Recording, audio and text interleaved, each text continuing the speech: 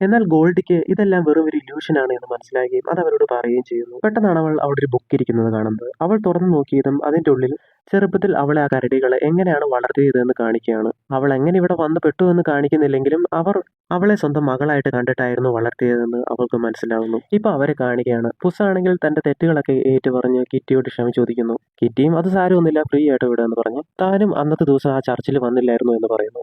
കാരണം നിനക്ക് എന്നെക്കാൾ ഇഷ്ടം പുസ്സിൻ ബൂട്ട്സ് എന്ന ആ ലെജൻഡിനെയാണെന്ന് എനിക്കറിയാം. എന്നാൽ നീ ഇപ്പൊ വളരെ മാറി, അതുകൊണ്ട് തന്നെ എനിക്കിപ്പോ നിന്നെ ഇഷ്ടം.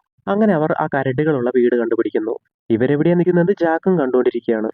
ശരിക്കും ചെറുപ്പത്തിൽ ജാക്കിനെയും എല്ലാവരും ഒറ്റപ്പെടുത്തിയിരുന്നു. ഒരു മാജിക്കും തന്റെ കയ്യിൽ ഇല്ലാത്തതാണ് അതിന് കാരണമെന്ന് അവൻ വിചാരിച്ചു. അതുകൊണ്ട് ഈ ലോകത്തെ എല്ലാ മാജിക്കും തനിക്ക് വേണമെന്നും എന്നാൽ മാത്രമേ എല്ലാവരും തന്നെ ബഹുമാനിക്കൂ എന്നാണ് അവൻ ചിന്തിക്കുന്നത്. അത് കിട്ടാൻ വേണ്ടി തന്നെയാണ് അവൻ ആ വിഷൻ സ്റ്റാറിന് വേണ്ടി നടക്കുന്നത്. ഈ സമയം ഗിറ്റിയും ബുസ്സും വെറിറ്റോയും കൂടിയിട്ട് അവരുടെ വീട് കണ്ടുപിടിച്ച് അതിൻ്റെ ഉള്ളിൽ കയറി ആ മാപ്പ് മോഷ്ടിക്കാൻ വേണ്ടി ശ്രമിക്കുന്നു.